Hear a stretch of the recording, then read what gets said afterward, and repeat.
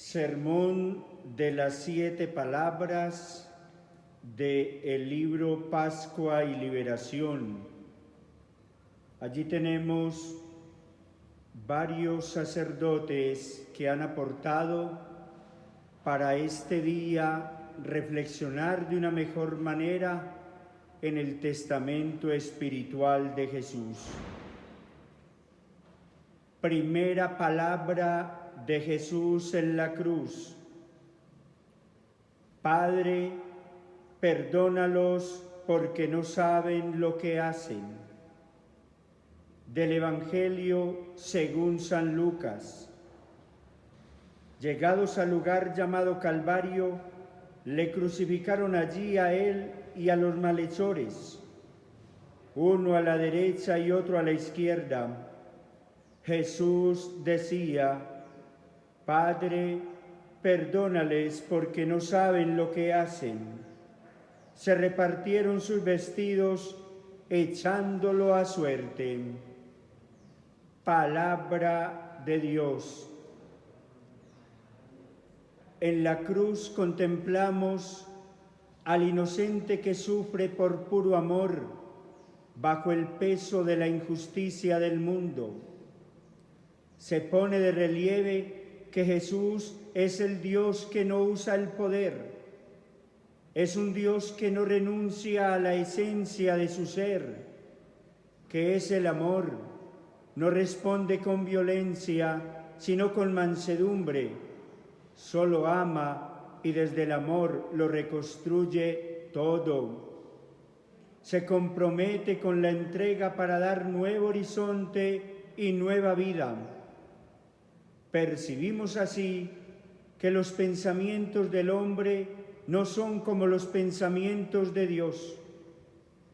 Los hombres buscamos el desquite, sembramos violencia y procuramos el momento oportuno para acabar y cobrar venganza, mientras Jesús ama al enemigo y perdona a sus verdugos. De este modo se refuerza la actuación de Jesús y las instrucciones que ofreció al auditorio que lo escuchaba al comienzo de su ministerio público. Han oído que se dijo: amarás a tu prójimo y aborrecerás a tu enemigo. Pero yo les digo: amen a sus amigos y recen por los que los persiguen, para que sean hijos del Padre Celestial, que hace salir su sol sobre malos y buenos y manda la lluvia sobre justos e injustos. Porque si aman a los que los aman, ¿qué premio tendréis? Nos lo enseña Mateo 5, 43, 46. En consecuencia, nunca el mal fue más violento que cuando atacó al Hijo de Dios, ni el amor fue más grande que cuando el Hijo dio la vida por todos nosotros. Se aproxima la hora de la redención. Aunque el mal y los enemigos impongan su fuerza, nos atenemos a lo que había anunciado Jesús.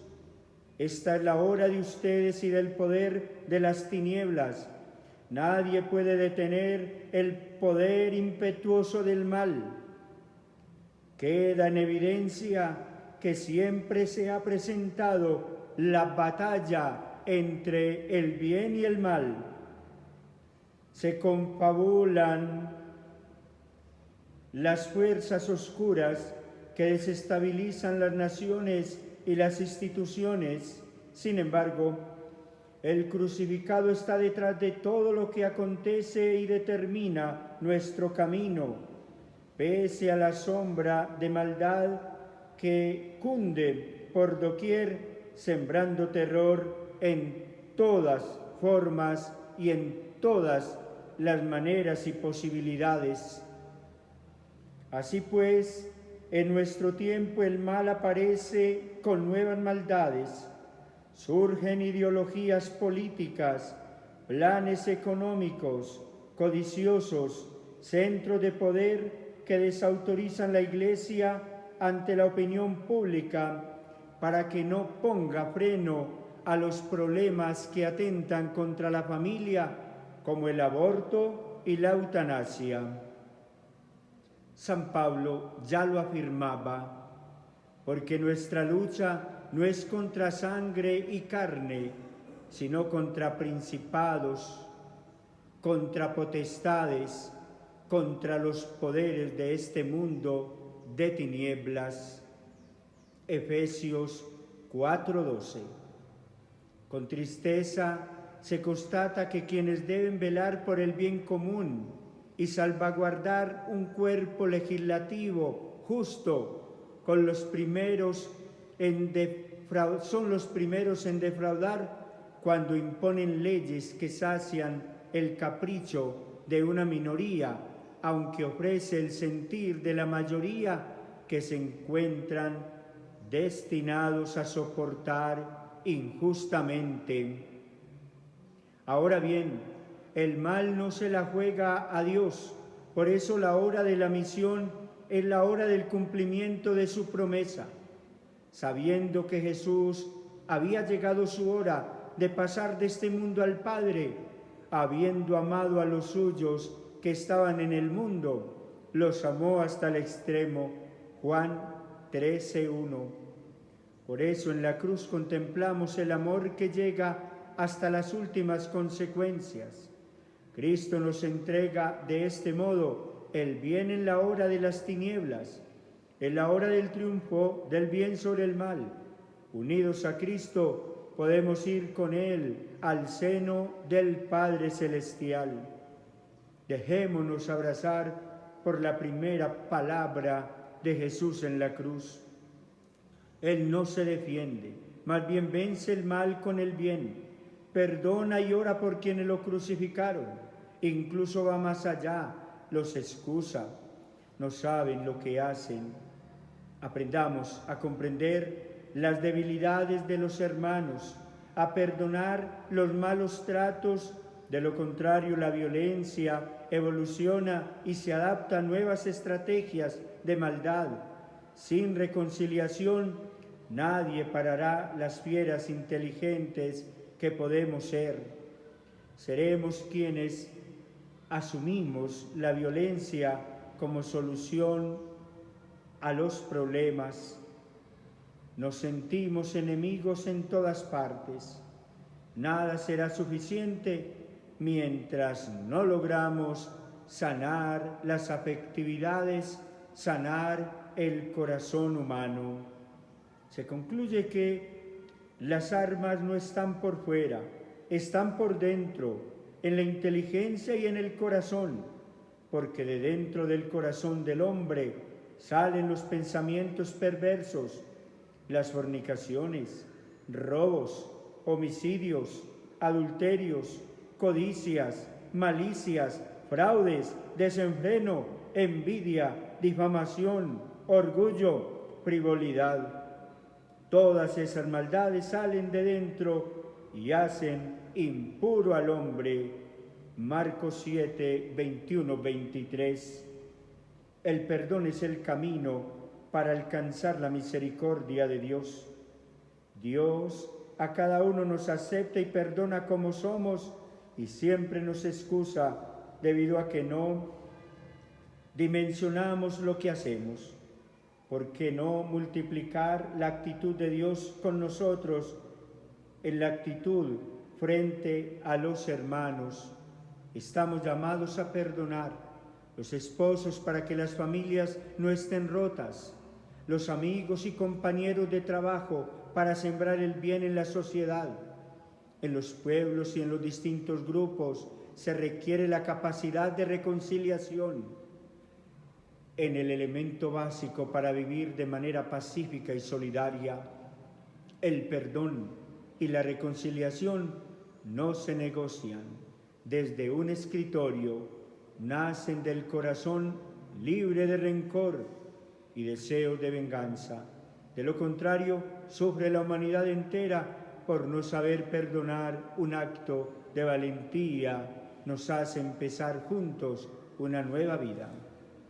Que Dios nos conceda esta gracia No es posible una sociedad en paz si no damos el paso del perdón. El perdón nos libera, el odio nos esclaviza. Demos el paso de Dios, que es realidad de amor, realidad de misericordia, realidad de perdón. Amén. Segunda palabra de Jesús en la cruz. Te aseguro, hoy estarás conmigo en el paraíso. Del Evangelio según San Lucas.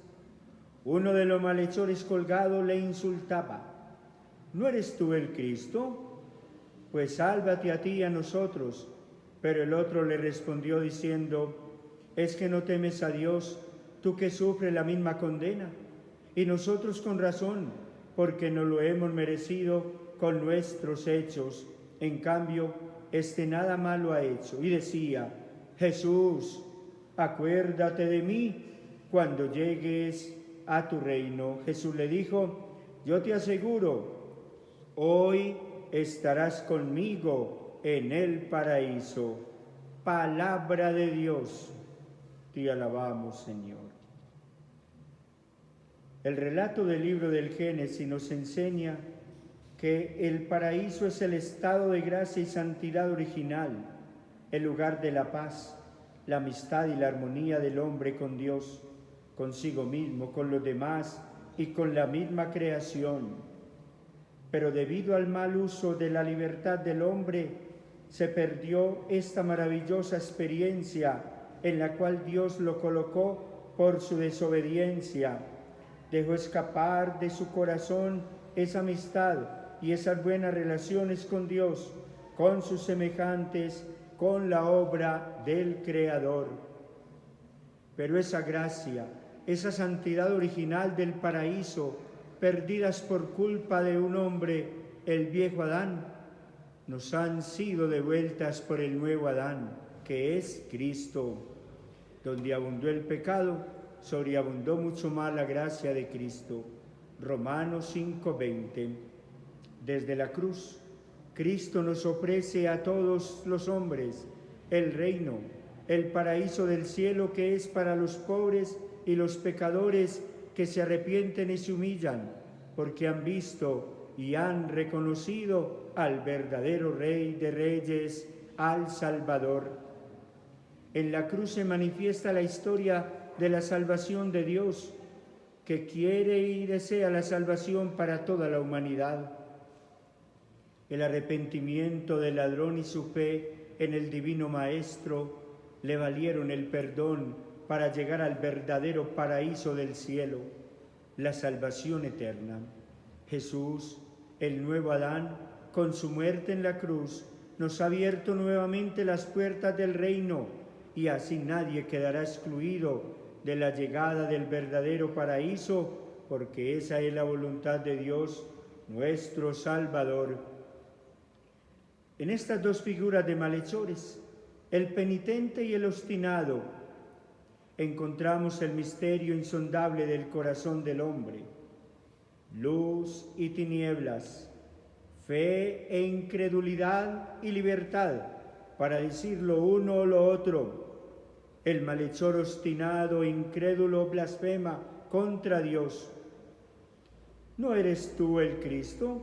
Sálvate a ti mismo y sálvanos a nosotros.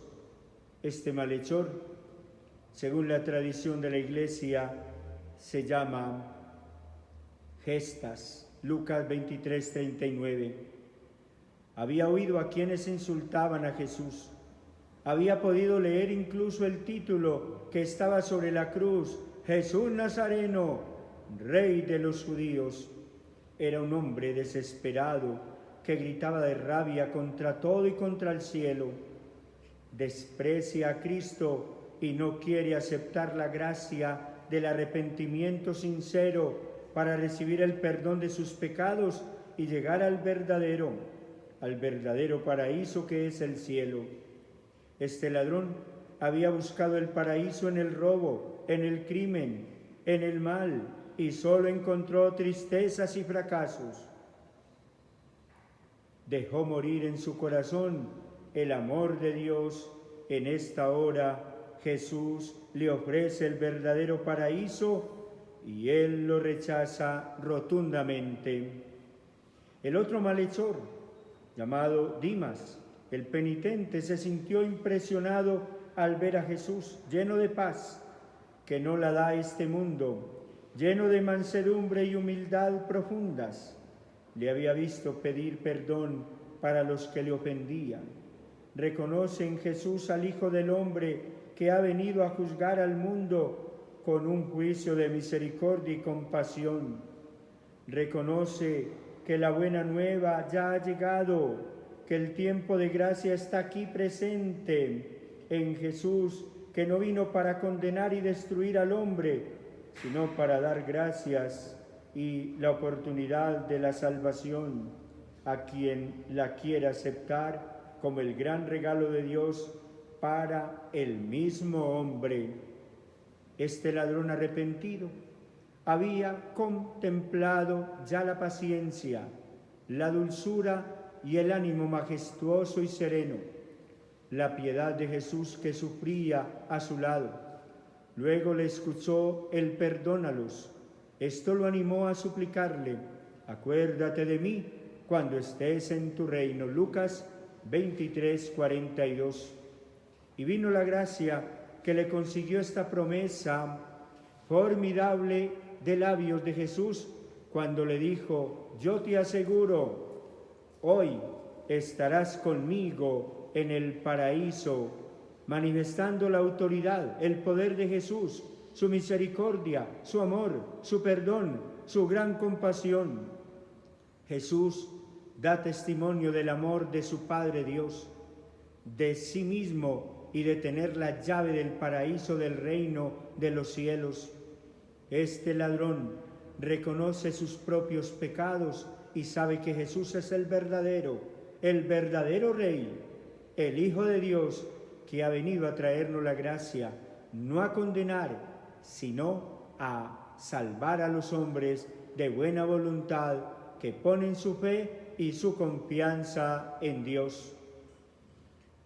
Nos debemos preguntar con mucha sinceridad si hemos seguido el mal ejemplo del malhechor que no quiso arrepentirse, si hemos gastado la vida inútilmente en los fracasos y en los falsos paraísos terrenales del dinero, del mal conseguido, del mal utilizado, del materialismo, las cosas mundanas y pasajeras, todo lo cual nos llevaría a la tristeza y a la angustia, a los vacíos y amarguras del corazón, en donde no apareció por ninguna parte el amor a Dios ni la caridad para con las personas más necesitadas.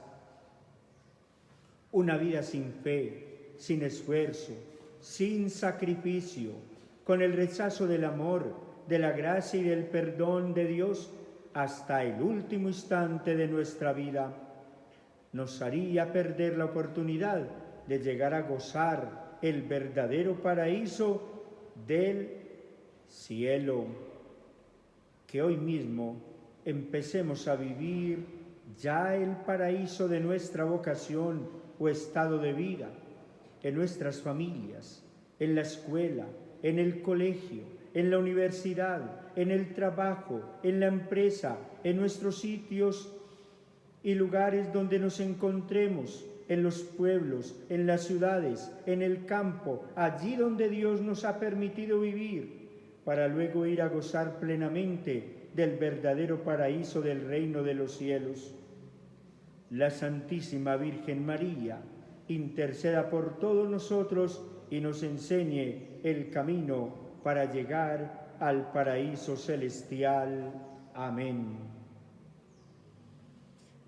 Tercera palabra de Jesús en la cruz. Mujer, ahí tienes a tu hijo. Hijo, ahí tienes a tu madre. Del Evangelio según San Juan. Junto a la cruz de Jesús estaban su madre y la hermana de su madre, María, mujer de Cleofás, y María Magdalena.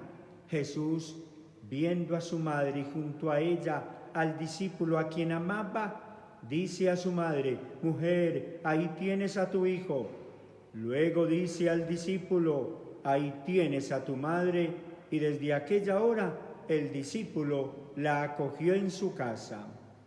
Palabra de Dios. En la cúspide del Gólgota, en medio de una escena desgarradora, se lleva a cabo el culmen de la obra de la redención y se gestan nuevos vínculos de amor para toda la humanidad. Este es el ambiente en el que nosotros mismos nos detenemos con recogimiento interior para escuchar atentamente la tercera palabra de Jesús, que en medio del cansancio, la fatiga y la debilidad física pronuncia con firmeza y dulzura, ofreciendo el tesoro más valioso que posee, su Santísima Madre. Es como si en esta palabra nos dijese: yo me voy, pero les dejo a mi madre. El escenario donde se desenvuelve esta escena es la cruz de Jesús, y los personajes principales son Jesús, María y el discípulo amado. Sin embargo, ellos no eran los únicos presentes en esta realidad o en este acontecimiento tan importante. En este mismo entorno encontramos un grupo de espectadores encabezado por algunas mujeres que habían acompañado a Jesús duramente esta larga y dolorosa jornada. También estaban presentes las autoridades civiles, religiosas y demás personas que se habían empeñado en dar muerte a Jesús. Y finalmente encontramos algunas personas que simplemente por curiosidad, sin tener arte ni parte, verían lo que acontecía. Y mientras estos tales veían lo que acontecía solo por curiosidad en el lugar principal junto a la cruz, tres miradas llenas de amor se entrecruzan. La mirada conmovedora de María, la mirada profunda de Jesús y la mirada perpleja del discípulo amado. En este momento pareciera que el tiempo se detuviera, porque ha llegado la hora, esa hora que el mismo Jesús en las bodas de Caná había referido: mujer, déjame, que todavía no ha llegado mi hora. Juan 2:4.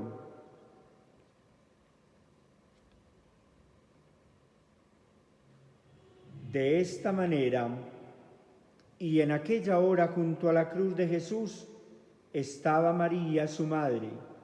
Sí, estaba aquella mujer que en Nazaret había acogido el mensaje del ángel Gabriel y había manifestado su disponibilidad para aceptar el plan divino de ser la madre del Mesías. Estaba sufriendo y padeciendo con su hijo este momento cruento y doloroso de la cruz. De esta manera, junto a la cruz de Jesús, María sufrió intensamente con su hijo y se unió a su sacrificio con razón de madre que, llena de amor, daba su consentimiento a la inmolación de su hijo como víctima. Nos lo enseña Lumen Gentium 58. Y ofreció a su hijo con firmeza y vigor, dado que, al anunciar el verbo estar, que etimológicamente significa estar de pie, estar erguido, el evangelista quiere resaltar la fortaleza de María, que permanece junto a su hijo de pie, firme y con su mirada fija en él. En este momento se escucha la voz de Jesús, el cual, dirigiéndose primero a su madre y luego al discípulo, establece relaciones nuevas de amor entre María y los cristianos. Esta nueva relación de amor expresa la maternidad universal de María, quien coopera en el acontecimiento salvífico de la redención. De este modo, María, madre de Jesús y de sus discípulos, al hablar a Jesús evoca a sus demás hijos. No les queda vino, y al dirigirse a los discípulos alude a Jesús: haced lo que Él les diga. Evangelio de Juan 2:5. Finalmente se dirige al discípulo a quien tanto ama y le dice: he ahí a tu madre. Juan 19:26. Con estas palabras Jesús manifiesta la intención de suscitar en este discípulo una actitud de amor y confianza en María. No solo de confiar en ella, no solo le confía asistirla como un gesto de cordialidad, sino que lo mueve a ir más allá y reconocer en ella a la madre de todo creyente. En este caso, es necesario recordar que este discípulo que recibe a María como madre es aquel que acompaña a Jesús en el anuncio de la buena nueva. En la última cena pasó su cabeza, o mejor, posó su cabeza en el pecho del divino rostro, en el pecho del divino Maestro. Esto será fundamental a la hora de anunciar el Evangelio a todas las gentes, como han de afirmar los santos padres de la Iglesia. Ninguno se puede percibir su significado si antes no ha pasado la cabeza en el pecho, o no ha posado, mejor, la cabeza en el pecho de Jesús y no ha recibido de Jesús a María como madre. Nos lo enseñó Orígenes. Ahora bien, para cerrar este ofertorio de amor, el discípulo acoge a María en su casa. La acoge con la firme convicción que, confiándose al corazón de madre, llega al corazón del Hijo. Papa Pío XI. Y no solo la acoge, sino que a su vez nos invita para que nosotros, escuchando la voz de Jesús desde la cruz, acojamos también a María entre nuestros bienes espirituales más preciosos y la recibamos en nuestra casa, y así no ser huérfanos espirituales, como se podría catalogar a quien no acepta a la Santísima Virgen María. Amén.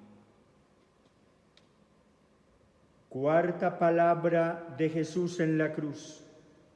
Dios mío, ¿por qué me has abandonado? Del Evangelio según San Mateo. Llegada la hora sexta, hubo oscuridad sobre toda la tierra hasta la hora nona. A la hora nona gritó Jesús con fuerte voz: Eloí, Eloí, lema sabactani, que quiere decir: Dios mío, ¿por qué me has abandonado? Al oír esto, algunos de los presentes decían: mira, llama a Elías. Palabra del Señor. Gloria a ti, Señor Jesús. Bien, queridos hermanos, que participamos del testamento de Jesús en la cruz. La cuarta palabra es la palabra de la oración. El Salmo 22, escrito muchos años antes de Jesús, nos dice además de esta palabra de inicio: a pesar de mis gritos, mi oración no te alcanza. Dios mío, de día te grito y no respondes, de noche te llamo y no me haces caso, pero tú vives en el santuario, esperanza de Israel. En ti confiaban nuestros padres y los ponías a salvo. A ti gritaban y quedaban libres, en ti confiaban y no los defraudaste. Desde antes que yo naciera, tú me cuidabas. No te quedes lejos, que el peligro está cerca y nadie me socorre. agrega el Salmo 22. Mis enemigos me han rodeado como toros salvajes, se lanzan contra mí como leones hambrientos. Estoy como agua derramada, tengo los huesos desconyuntados y dislocados, mi corazón se derrite como cera dentro de mí. Mi garganta está seca como una teja, la lengua se me pega al paladar. Me has hundido en el polvo de la muerte, como perros rabiosos me rodean los malvados. Han taladrado mis manos y mis pies, y se pueden contar todos mis huesos. Se han repartido mis vestidos entre sí, y sobre mi túnica han echado suertes. Tú, Señor, no te quedes lejos. Tú que eres mi fuerza, ven corriendo a ayudarme. He leído algunas partes del Salmo 22 y allí encontramos entonces una oración de súplica. Es una oración por tantas personas que padecen angustia, soledad y abandono y no entiende el porqué de esto. Oremos para que en todo el mundo se alejen los errores, se desaparezcan las enfermedades, especialmente esta terrible enfermedad del agente patógeno de la familia de los coronavirus, que cuando llega al ser humano le produce tanto dolor y enfermedades graves, tan graves que puede causarle la muerte. ¿Es un misterio el COVID? No es un misterio, más bien cuestiona el misterio de la vida, que no está en nuestras manos, está en las manos de otro, ese otro con mayúscula. Nuestra vida está en las manos de Dios.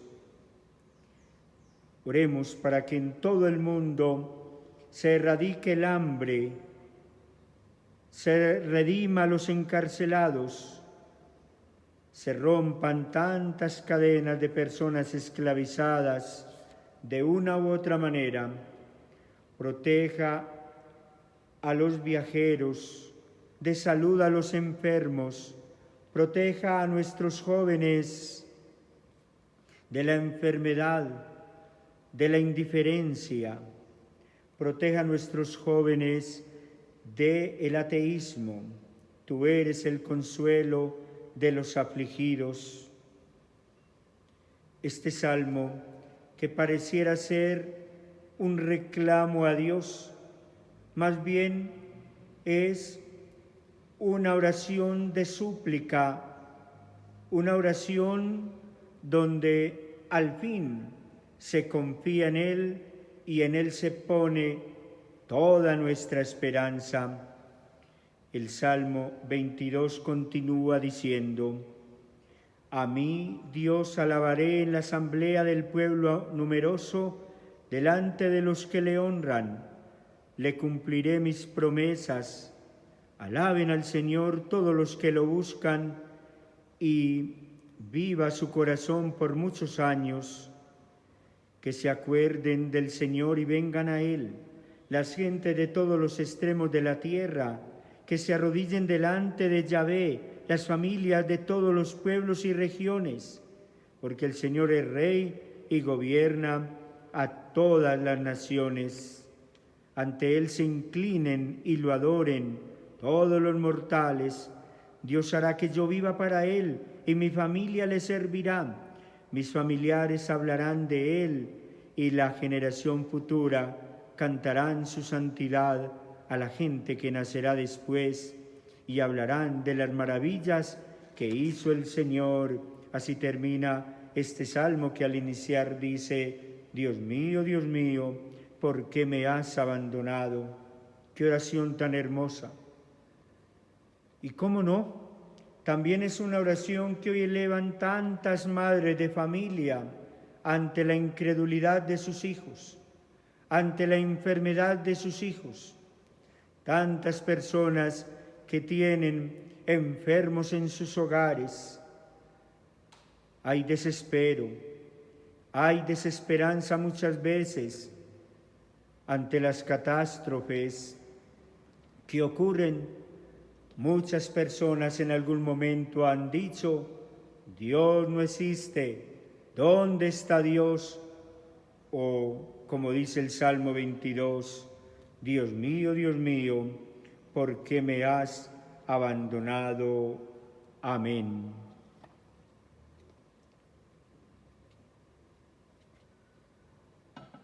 Quinta palabra de Jesús en la cruz. Tengo sed. Del Evangelio según San Juan. Después de esto, sabiendo Jesús que ya todo estaba cumplido, para que se cumpliera la Escritura, dice: tengo sed. Había allí una vasija llena de vinagre. Sujetaron a una rama de hisopo una esponja empapada en vinagre y se la acercaron a la boca. Palabra del Señor. Tengo sed. Juan 19:28. Después de semejante escarmiento contra su humanidad, de derramar gota a gota su sangre desde el pretorio hasta la cruz, lo más natural es que Jesús sienta sed. La escena es totalmente real. La sed del crucificado y la bebida agria que los soldados acostumbraban dar en esos casos. Sin embargo, luego de hacer eco del Salmo 22 en la cuarta palabra, ahora resuena en el trasfondo el Salmo 69, en que el sufriente exclama: han apagado mi sed con vinagre. Versículo 22. Jesús es el justo que sufre. ¿Qué mejor prueba de que es el Mesías descrito por el salmista y esperado por ellos tantos años y que no supieron apreciar? Llegó la hora en que se enjuga la oración en el huerto y el suplicio de la cruz. Jesús bebe del cáliz que por un instante pidió que le fuera apartado, pero que a su vez aceptara para hacer la voluntad divina. Vuelvan a relucir la inestabilidad, la inseparabilidad, la indivisibilidad de sus dos naturalezas y de sus dos voluntades. El tiempo que expresa su sed física, su alma está sedienta del Padre, su carne tiene ansia del Padre, como tierra reseca, agostada sin agua, que también lo enseña el Salmo 62, 2:4. Pronto retornará al santuario para contemplar la fuerza y la gloria de Dios. Allí lo afirma el Salmo 62. Como en la cruz, hoy Jesús está sediento. Que sigamos su ejemplo de corresponder al Padre, pues como los soldados, también la Iglesia, nosotros respondemos una y otra vez al amor solícito de Dios, con vinagre, con un corazón agrio que no quiere hacer caso del amor de Dios. Jesús está sediento porque vivamos en un ambiente de paz y de justicia. Está sediento de ver en cada uno de nosotros su obrar misericordioso. Está sediento de ver que volvamos los pies a Dios y que pongamos nuestra confianza en Él, por encima del placer, del tener y del poder. Está sediento de dirigentes honestos que se esfuercen por el bien común. Está sediento de verdaderos cristianos que se gasten por los demás. Está sediento de que recobremos nuestros valores morales y que desde nuestra vida familiar seamos constructores de una mejor sociedad. Jesús está sediento de que sigamos su ejemplo, de compartir con Él, que aparece como indigente, con el pobre, indigente, pero hoy llamado habitante de calle, con el pobre, con el que sufre, con el necesitado, con el condenado, con el maltratado, con el despreciado, con el moribundo. Quien no se ha acercado a Cristo no conoce su sed y se queda en los placeres egocéntricos del mundo. Ante este mundo convulsionado por nuestro afán de dominio, todo en que impera la inequidad, la desigualdad social, la miseria, la corrupción, la guerra, la destrucción, la contaminación, el desprecio a la vida, Jesús nos invita a retomar al amor de Dios, a hacer su voluntad. Pidámosle a Jesús que colme nuestros deseos de salvación, que apague nuestra sed, que derrame sobre nosotros la fuente de agua que salta a la vida eterna y que también seamos fuente anunciadora de su palabra, que como la mujer samaritana digamos: danos de esa agua, Jesús, para nunca jamás volver a tener sed. Amén. Sexta palabra de Jesús en la cruz: todo está cumplido. Del Evangelio según San Juan. Cuando tomó Jesús el vinagre, dijo: todo está cumplido, e inclinó la cabeza y entregó el Espíritu. Palabra de Dios. Los primeros cristianos nunca olvidamos las últimas palabras de Jesús en la cruz. Recuerden cómo Jesús antes de morir expresaba: todo está cumplido, es decir, que el proyecto de Dios por el cual Jesús se encarnó, vivió y entregó su vida ha sido realizado conforme a la voluntad del Padre. Y el proyecto del Padre realizado en Jesús fue hacer la vida más humana, más digna, dichosa para todos, sembrar la compasión, el amor y la misericordia, predicar el amor infinito de Dios, y todo eso lo hizo Jesús y muy bien. Incluso hasta el último suspiro de su vida, Jesús se mantuvo fiel al proyecto del reino del Padre y su justicia, dejando bien claro que no es Dios, no es el Padre quien provocó la crucifixión de su Hijo, es decir, no es algo que el Padre desató para que quedara resguardado su honor, sino un crimen injusto que los hombres cometieron. En otras palabras, si Cristo muere en la cruz, no es porque así lo exigía Dios, que buscaba una víctima, sino porque Dios se mantiene firme en su amor incondicional a los seres humanos, incluso cuando éstos matan a su Hijo amado. De ahí que cuando Jesús antes de morir en la cruz dice: todo está cumplido, los creyentes debemos descubrir: 1. El amor increíble de Dios. Jesús ha cumplido con la voluntad de Dios y la voluntad del Padre. No es el dolor, el sufrimiento, la muerte, sino la vida, la pobreza, la miseria, las enfermedades, pandemias, las guerras, los desastres naturales y tantos otros males no son voluntad ni mucho menos castigos de Dios. Son parte de la vida, consecuencia de nuestra irresponsabilidad y de un universo infinito pero limitado. Si Jesús muere en la cruz, no es porque menosprecia la vida y la felicidad, sino porque la quiere para todos. En medio de las limitaciones, fragilidades humanas, Dios quiere que tengamos una vida abundante y que seamos felices. El dolor, la enfermedad, el sufrimiento como fuente de progreso humano. Segunda idea.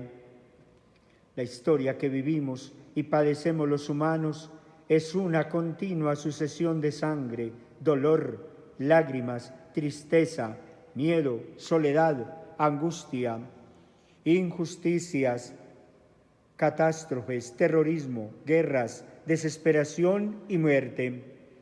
Y frente a estas situaciones, los creyentes, a ejemplo de Jesús, no nos acobardamos ni nos resignamos, al contrario, nos llenamos de fortaleza.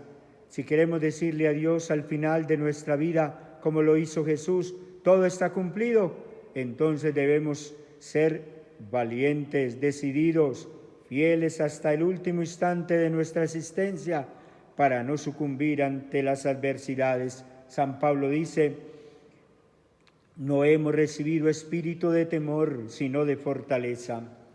Así lo expresa el padre Ignacio Larrañaga: con las cruces que encuentres en el camino, sé valiente cargándolas, y si no eres capaz con ellas, al menos déjalas atrás como amigas. Es decir, que debemos aprender a convivir con las dificultades y sacar provecho a las distintas situaciones que nos presenta la vida. 3.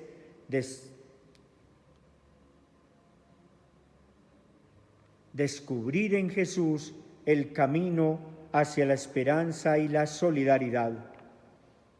En nuestra actualidad son muchas las personas que a diario se preguntan por qué el dolor, la muerte, las enfermedades, la pandemia, las injusticias, por qué las guerras, por qué el terrorismo, por qué pasa esto a mí, por qué pasa esto a mi familia, qué he hecho de malo, por qué me castigan así. Y más que dar respuestas teóricas, nuestra mejor respuesta es el servicio, el amor, la compasión, la sensibilidad, la solidaridad. Por tanto, cuando Jesús crucificado en sus últimos minutos de su vida expresa: todo está cumplido, nos enseña: la cruz debe hacernos sensibles ante el dolor del prójimo, teniendo bien claro que Dios no está con los que crucifican, está del lado de los crucificados. Hay que bajar de la cruz al pueblo crucificado. Es decir, como Iglesia debemos trabajar para que los pobres, los excluidos, los descartados tengan mejores condiciones de vida y disfruten de su reino aquí en la tierra. Así lo predicaba San Romero de América. Cuando la Iglesia oye el clamor de los oprimidos, no puede menos que denunciar las formaciones sociales que causan y perpetúan la miseria de la que surge ese clamor. Hay que bajar de la cruz al pueblo crucificado, pues la voluntad de Dios no es el sufrimiento, sino una vida digna de vivir y además una vida llena de sentido. Hoy, Viernes Santo, necesitamos pues contemplar a Jesús crucificado y levantar nuestra mirada hacia Él para no olvidar a los hombres y mujeres, niños y ancianos, pobres y excluidos, que hoy son víctimas del sufrimiento causado por personas y estructuras sociales. Amén. Séptima palabra de Jesús en la cruz. Padre, en tus manos encomiendo mi espíritu. Del Evangelio según San Lucas.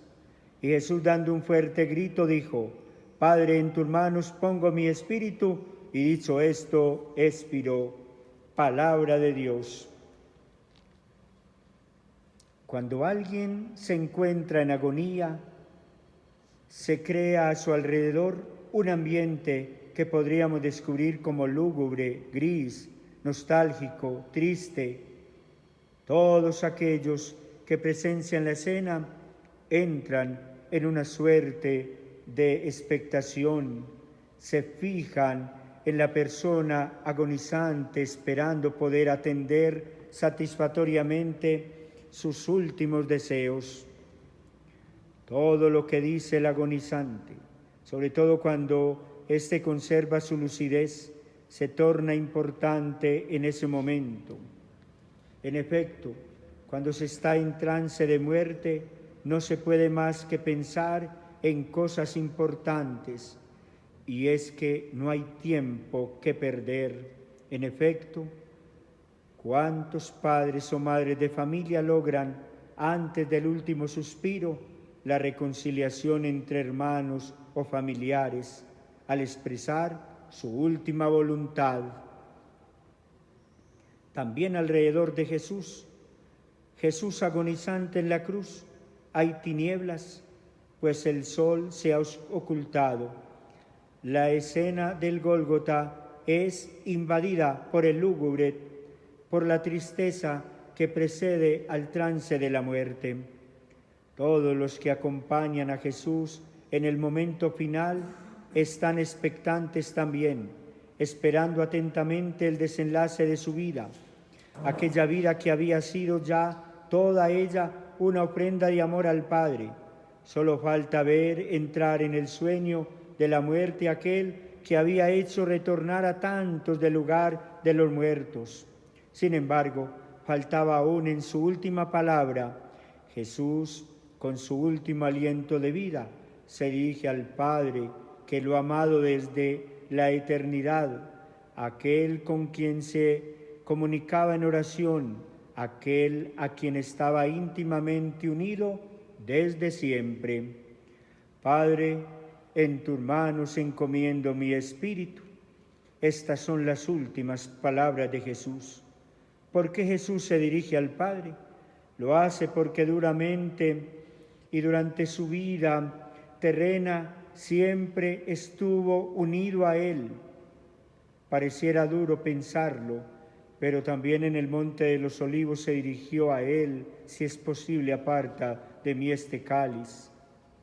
Y experimentó su amor a cada instante, amor que mostró a los hombres y mujeres que encontró por el camino, hombres y mujeres que se convierten en el símbolo de una humildad que ha renunciado a sus derechos de filiación, es decir, que ha encontrado en conflicto con la figura paterna, que se ha ido en contra de toda autoridad, deseando con todas las fuerzas el verse liberada de deberes, compromisos y responsabilidades. Una humanidad herida por falta de amor y de autoridad, por falta de figuras significativas que infundan seguridad y confianza a sus hijos, quienes necesitan verse motivados y acompañados para actuar por la vida. En efecto, la experiencia que Jesús ha tenido de su Padre Dios es la experiencia que nos invita a repetir a nosotros en este Viernes Santo. Jesús, a través de su entrega total en las manos del Padre, nos invita a convencernos de la importancia de regresar a la casa de la que un día salimos por nuestro pecado, es decir, la importancia de regresar a la casa del Padre para reconciliarnos con Él. Cuánto necesitamos vivir bajo el amparo de aquel que nos ofrece su regazo amoroso. Cuánto necesitamos experimentar el perdón de Padre de aquel a quien hemos ofendido con nuestro mal proceder. Y es que amor saca amor, como dice Teresa de Jesús. El Padre de Jesús y Padre nuestro también es lo único que nos puede ofrecer amor. Nuestra respuesta no debe ser otra más que aquella de devolverle aquello que nos da, es decir, su amor infinito. Cuánto deseo, Jesús, el vernos reconciliados con el Padre. Por eso ha padecido, por eso ha cargado la cruz, por eso se dejó clavar en ella. Todo lo hizo por mostrarnos el amor incondicional, infinito del Padre.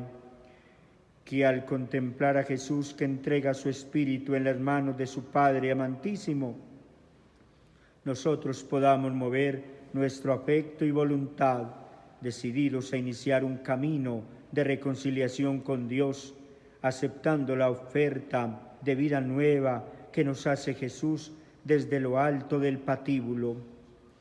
que también nosotros podamos repetir con Jesús: Padre, me pongo en tus manos, pues ¿en qué otra parte podría estar mejor si no soy tu Hijo, la obra de tus manos? Amén.